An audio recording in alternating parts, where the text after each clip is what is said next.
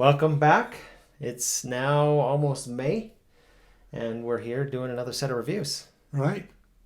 So hopefully I think we have a lot lined up today. I've actually got 7 books that were worthwhile this time. Well, it's a lot. It is. So we'll see how we release those, see how it goes. Our next book is Prodigies by Apollos Thorne. This is a book of cultivation fantasy series. The series is named Heaven's Laws. It's named that because of a young man that is learning to practice the laws of magic rather than elements of magic.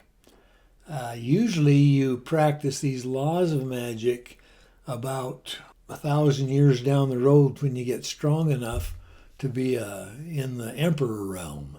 Here he's a 3-year-old and he's practicing these laws, playing with fire and with wind and with electricity and earth and things like that. He just learns to play with him because his mother teaches him how to do this. And we're first introduced to him as a 3-year-old boy. As his mother's sitting in the garden playing for unsouled spirits, helping to soothe them so that they can go on into the next life. And when the spirits get to a certain place, he picks up his own instrument and plays with her and helps soothe them on to the next life. Magic for him is something that's fascinating, something that he's grown up with. It just comes kind of like second nature to him. He can use earth and fire and sound and all of these things through the laws that govern them rather than through learning mastery over talents that learn to attack with them. When he is slightly older, we go from a 3-year-old to a 13-year-old approximately, maybe younger, and his mother's killed. We don't know how, but his father has a tantrum and destroys half the land in the process, which makes you think, okay, he's powerful. But we don't know anything about his father other than he takes over the teaching of this boy. The boy is named Long Chow. Then we see him again when he's about 17 years old. He's in the forest.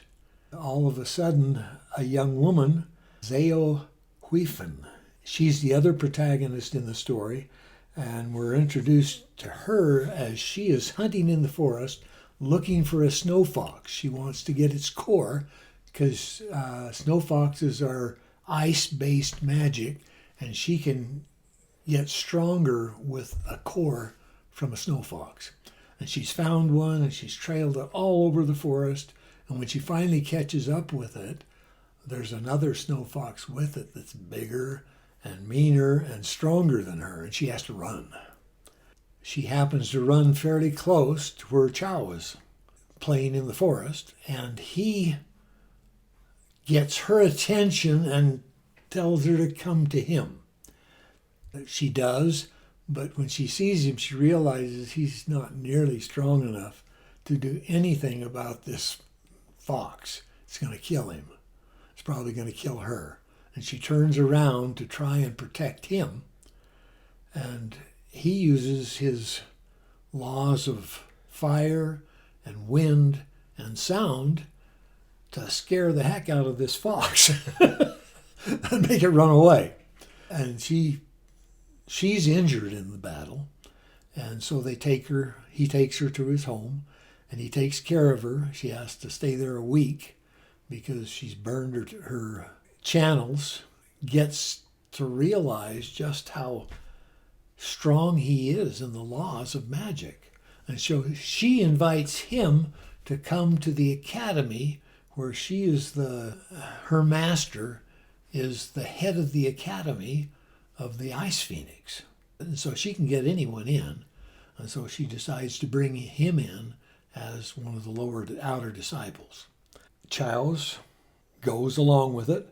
He gets to this Ice Phoenix sect and immediately runs into a problem which his father engineered with someone that he knew at the Fire Phoenix Palace.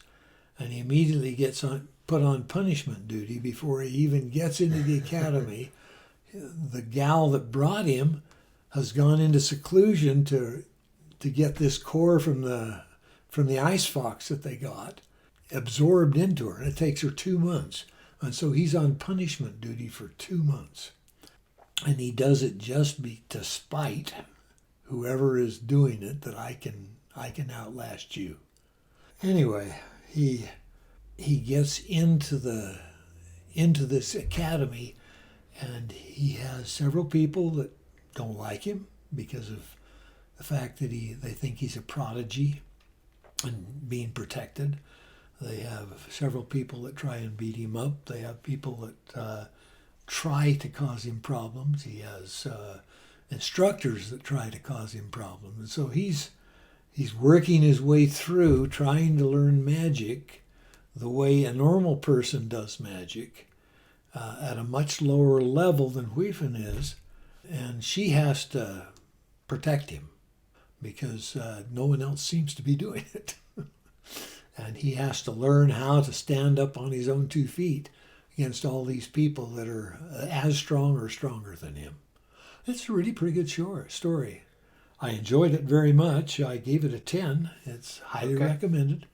There's very limited use of hard profanity.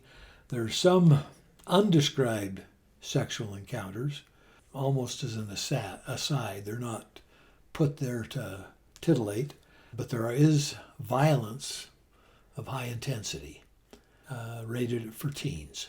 And you probably mentioned this. How many books are in this series? Right now, there are 2 books. It's not finished.